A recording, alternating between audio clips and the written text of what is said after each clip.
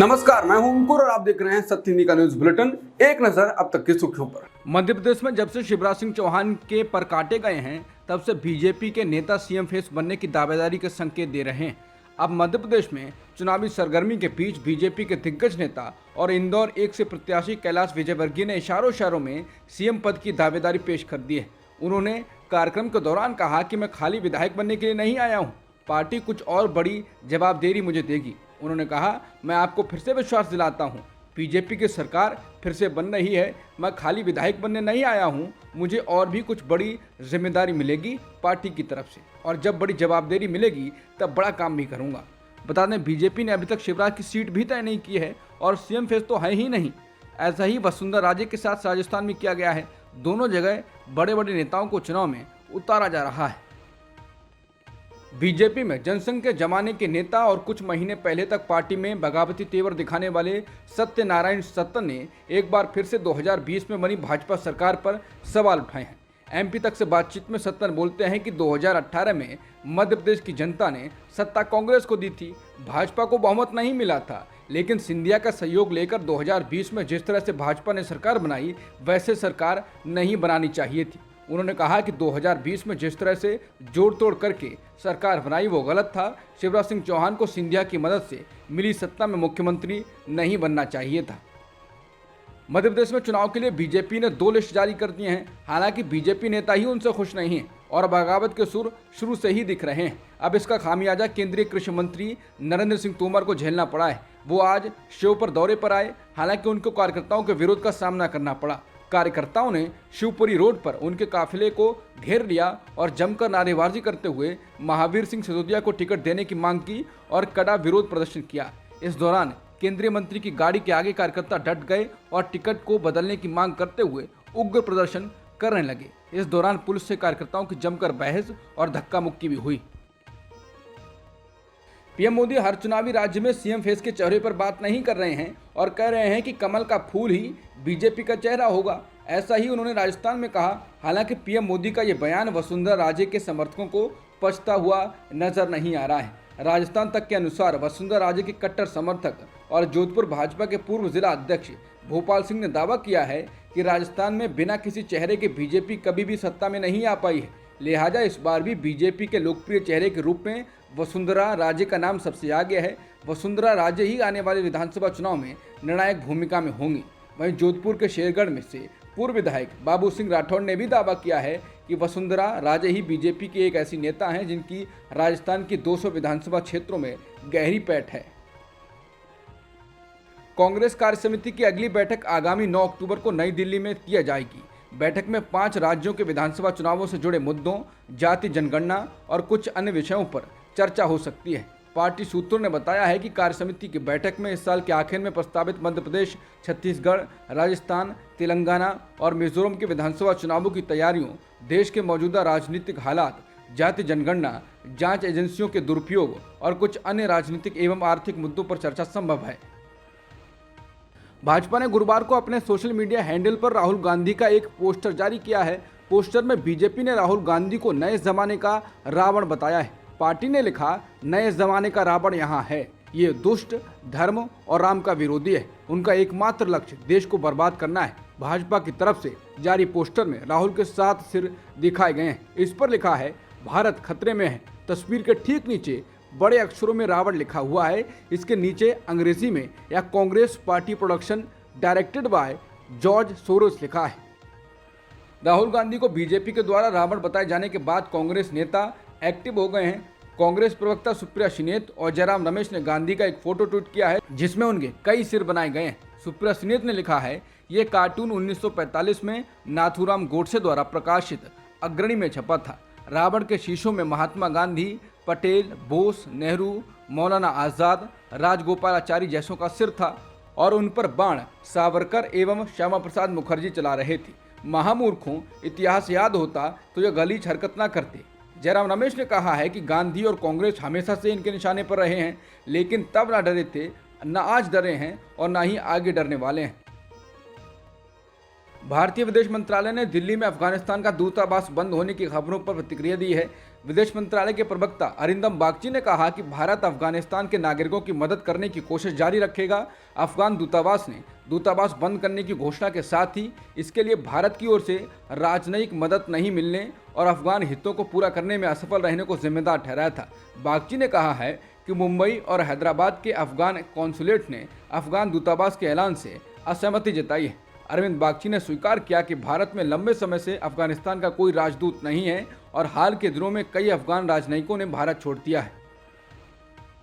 आम आदमी पार्टी के राज्यसभा सांसद संजय सिंह को शराब घोटाले में ईडी ने बुधवार को गिरफ्तार किया था।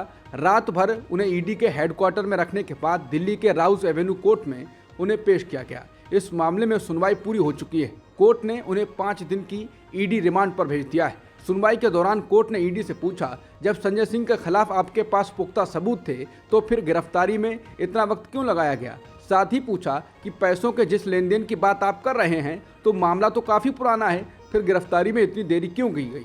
वहीं जब ईडी ने संजय सिंह की 10 दिन की कस्टडी मांगी तो कोर्ट ने ईडी से पूछा कि संजय सिंह का फ़ोन आपके पास जब्त है तो कस्टडी क्यों चाहिए। कोर्ट में ईडी ने कहा, इस मामले में बयान अभी दर्ज हुए हैं। दिनेश अरोड़ा के कर्मचारी ने बताया कि उसने 2 करोड़ रुपए संजय सिंह के घर दिए थे। इसके अलावा 1 करोड़ इंडो स्प्रिट के ऑफिस से लेकर भी संजय सिंह के घर दिए गए थे। कल जो सर्च हुए उसमें डिजिटल एविडेंस मिला है।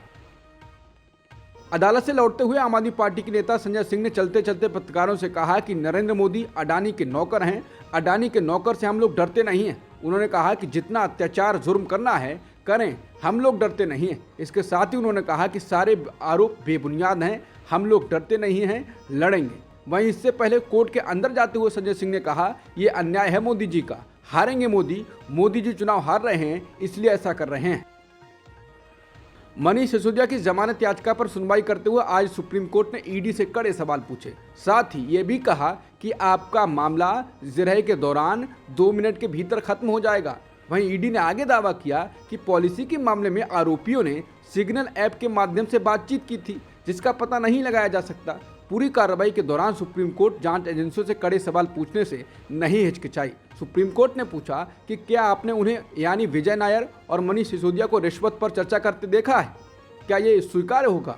क्या बयान अफवाह नहीं है? ये अनुमान है लेकिन इसे साक्ष्य पर आधारित होना चाहिए। जिरह में ये 2 मिनट में विफल हो जाएगा।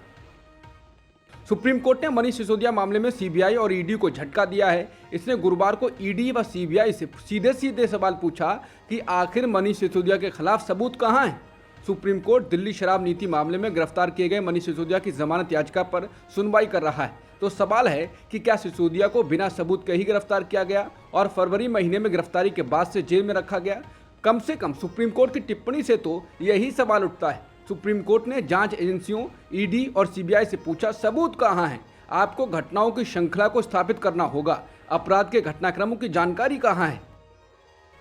तमिलनाडु के मुख्यमंत्री एम.के. स्टालिन ने आम आदमी पार्टी नेता संजय सिंह की गिरफ्तारी को लेकर भाजपा शासित केंद्र सरकार पर हमला बोलते हुए कहा कि उनकी प्रतिशोधात्मक राजनीति की कोई सीमा नहीं। उन्होंने कहा कि बीजेपी सरकार प्रतिशोध की राजनीति की हर सीमा पार कर चुकी है। उन्होंने कहा कि जानबूझकर विपक्षी नेताओं को परेशान करना लोकतंत्र पर हमला है। बीजेपी ये भूल गई कि सुप्रीम कोर्ट ने ठीक अभी ईडी को पारदर्शी और निष्पक्ष होने को लेकर आगाह किया था, लेकिन ऐसा प्रतीत होता है कि उनके मन में कानून व्यवस्था और लोकतंत्र के प्रति सम्मान नहीं है। उन्होंने कहा कि बीजेपी विपक्षी पार्टियों के साथ आने से डर गई है, लेकिन अब समय आ गया है कि वो असल मुद्दों पर ध्यान दे। 2024 में होने वाले देश के लोकसभा चुनाव से पहले सत्ताधारी एनडीए को एक और झटका लगा है। एनडीए को दक्षिण भारत में एआईएडीएमके के बाद अब जनसेवना पार्टी से झटका लगा है। इस पार्टी के प्रमुख पवन कल्याण ने ऐलान कर दिया है कि वो टीडीपी के साथ हैं और इसलिए एनडीए से अलग हो रहे हैं। पवन कल्याण ने एनडीए छोड़ने का ऐलान करते हुए बताया, तेलुगु देशम पार्टी यानी टीडीपी का समर्थन करने के लिए मैं एनडीए से अलग हो गया हूं। टीडीपी एक मजबूत पार्टी है और प्रदेश के विकास के लिए आंध्र प्रदेश को टीडीपी सरकार की जरूरत है। दिल्ली के एक फैमिली कोर्ट ने भारत के स्टार क्रिकेटर शिखर धवन और उनकी पत्नी आयशा के तलाक को मंजूरी दे दी है। कोर्ट ने माना कि आयशा ने शिखर के साथ मानसिक क्रूरता की। कोर्ट ने इस दौरान ये माना कि शिखर धवन को उनके बेटे से सालों तक अलग रखकर पत्नी ने उन्हें मानसिक प्रताड़ना दी है। शिखर धवन के वकील अमन हिंगोरनी ने कहा कि उनके क्लाइंट अब बहुत खुश हैं और वो अदालत के आदेश का पालन करेंगे। बीबीसी के अनुसार अमेरिकी दूतावास ने गुरुवार को इन रिपोर्टों को खारिज कर दिया, जिसमें कहा गया है कि अमेरिकी राजदूत एरिक गारसेटी ने कनाडा और भारत के बीच राजनयिक विवाद का भारत और अमेरिकी रिश्ते पर होने वाले असर को लेकर अपनी टीम को अलर्ट किया था। अमेरिकी मीडिया द पॉलिटिको ने रिपोर्ट किया था कि गारसेटी ने टीम से यह भी कहा था कि अमेरिका को कुछ समय के लिए भारतीय अधिकारियों के साथ अपने संपर्क को कम करने की ज़रूरत पड़ सकती है। समाचार एजेंसी पीटीआई के मुताबिक भारतीय दूतावास के प्रवक्ता ने कहा है कि इन रिपोर्टों को अमेरिकी दूतावास खारिज करता है। एम्बेसडर गारसेटी भारत और अमेरिका की सरकारों और लोगों के बीच गहरी साझेदारी के लिए हर दिन कड़ी मेहनत कर रहे हैं। ड्वेन कॉनवे और सचिन रविंद्र की शानदार शतकीय पारी की बदौलत न्यूजीलैंड ने इंग्लैंड को 9 विकेट से हरा दिया है। न्यूजीलैंड के सामने जीत के लिए 283 रनों का लक्ष्य था। न्यूजीलैंड ने महज 36.2 ओवर में 1 विकेट पर 283 रन बनाकर मैच अपने नाम कर लिया है। एशियन गेम्स में भारत को गुरुवार को दूसरा गोल्ड मेडल मिल गया है। दीपिका पल्लिकल और हरिंदर पाल सिंह ने स्क्वॉश की मिक्स्ड डबल स्पर्धा में मलेशिया को हराकर स्वर्ण पदक जीता है। इससे पहले महिला कंपाउंड तीरंदाजी में अदिति, ज्योति और परिणीति की जोड़ी ने स्वर्ण पदक जीता है। फाइनल में भारतीय टीम ने चीनी ताइपे को 230-228 के अंतर से हराया। चीन में चल रहे एशियन गेम्स 2023 में पीवी सिंधु के पदक जीतने का सपना टूट गया। बैडमिंटन के एकल मुकाबले के क्वार्टर फाइनल में अपनी चीनी प्रतिद्वंदी हे बिंगजाओ से हारकर वो बाहर हो गईं। एशियन गेम्स में गुरुवार को 3 गोल्ड मेडल के बाद महिला हॉकी में भारत को निराशा मिली। सेमीफाइनल मुकाबले में भारत की महिला हॉकी टीम को चीन ने 0-4 से हरा दिया है। अब भारतीय टीम ब्रॉन्ज मेडल के लिए मैच खेलेगी। अब तक की सुर्खियों में इतना ही। बाकी खबरों के लिए बने रहिए सत्यहिंदी.com के साथ।